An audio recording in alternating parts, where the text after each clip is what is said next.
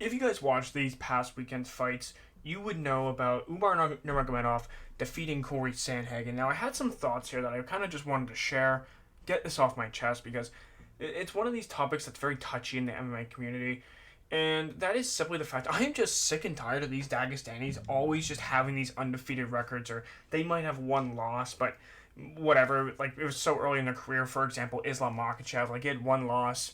It was a flash KO shot. It wasn't like he got dominated over the course of 5 rounds. And I'm so sick and tired of seeing these Dagestanis win all the time, bro. Like, there's nothing wrong with them having, very good records and undefeated records necessarily. But it's the fact that they never lose. Like, I'm not saying that they're cheating. I do think it's because they probably work harder and train harder than everybody else. Could steroids be a factor? It could potentially, due to the fact that there are some fighters that have popped. There have been wrestlers and such from Dagestan that have popped in the Olympics. Like, I'm not saying that, they aren't cheating, but I don't want to make claims like that without any sort of proof. Now, onto the actual fight in itself of Umar versus Corey.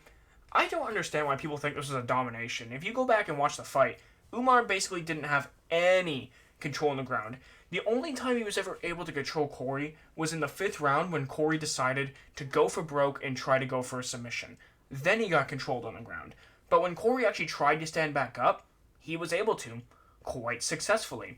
And on the feet, there was no domination on the feet whatsoever. Each and every round was close, specifically the first 3 rounds were all very close.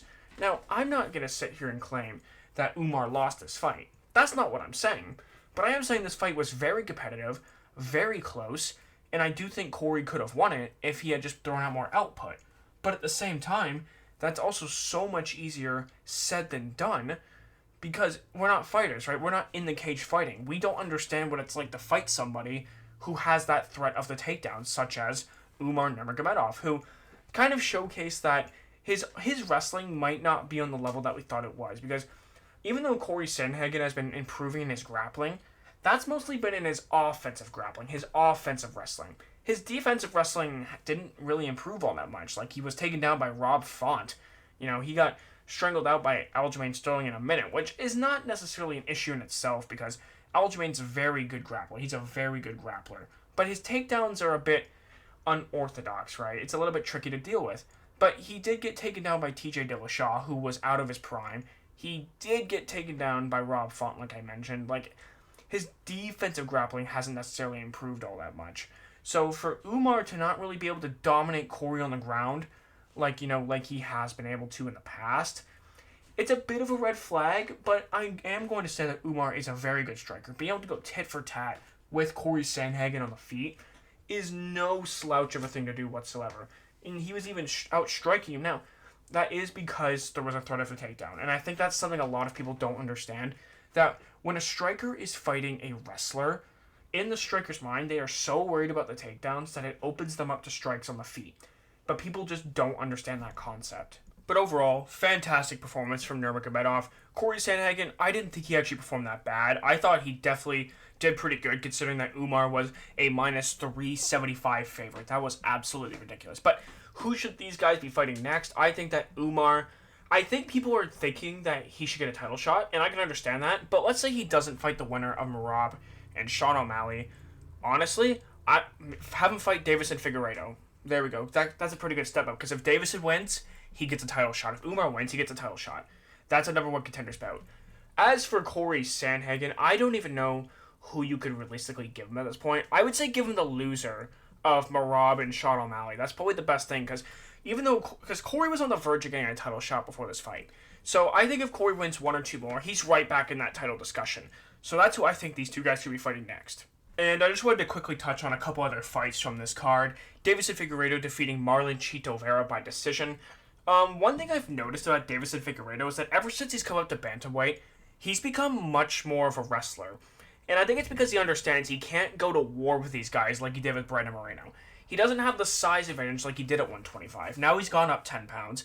And you can tell that Chito was bigger than him, but Davison was able to drop Chito with that right hand. Nobody's ever been able to drop Chito. Not even Sean O'Malley over the course of 5 rounds. Now, could you say his chin softened? I don't know. That's not really something that we can assume or say, because we don't really know personally. But Did it soften his chin? Maybe a little bit, but I don't think it was softened enough to the point where, Cheeto was going to get dropped by Davison Figueiredo because of that, right? I think he would have got dropped by Figgy regardless, because Figgy hits so hard. But yeah, Figgy has become much more of a wrestler. Like, every time Cheeto came into strike, Davison's looking to duck and shoot, and that's what his style's kind of become over the last few fights, because he is a great grappler. And I'm not taking that away from Davison Figueiredo. I thought he fought very smart, very beautifully. He's doing what he has to do to win. But the thing I've noticed as well is, because he's become much more of a wrestler at 135, he's become a lot less of a striker, right? That seems obvious. But what I mean by that is, he doesn't even really seem to be that willing to engage on the feet that much at 135. Like, he does a little bit, like he did with Cheeto, and he was having success on the feet. But against, like, Cody Garbrandt, against Rob Font, he was, like, such a wrestler, bro. I would have thought he was Davison Figueiredo Magomedov. I'm not joking. My guy is Davison Figueiredo Magomedov at this point of his career. And, yeah, like I said, I think that he should be fighting Umar Nurmagomedov. And, yeah, whoever wins that gets the next title shot.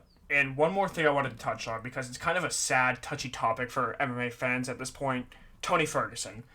Is there even anything left for me to say on Tony? We all know he needs to retire. I've been saying he should retire, like, ever since he lost to Michael Chandler.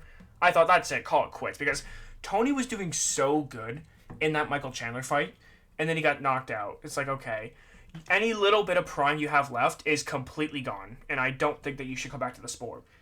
And at this point, I think Bro's literally trying to have a 12-win streak and a 12-loss streak. Like, he's trying to go tit for tat before he makes his run back at the title. My guy's going to be 45 years old, and he's going to come back and he's going to be throwing spinning elbows and doing Tony El Kukui throwing sand type stuff. Like, this guy is on a different level, man. Yeah, in all seriousness, yeah, Tony should definitely retire while he still has a few brain cells left. And I'm not even trying to say that in a mean way. He's just taken so much damage throughout the course of his career. I don't want to see him become like a Vanderlei Silva type, or someone who's taken so much damage and it's so obvious in the way that they just look and talk and carry themselves. I don't want Tony to be that. We all love Tony Ferguson, and we just want him to be happy and safe. So Tony, you better retire and stay retired. Don't ever come back to fighting. We love you, and we wish you a very, very speedy recovery, and I hope you enjoy retirement.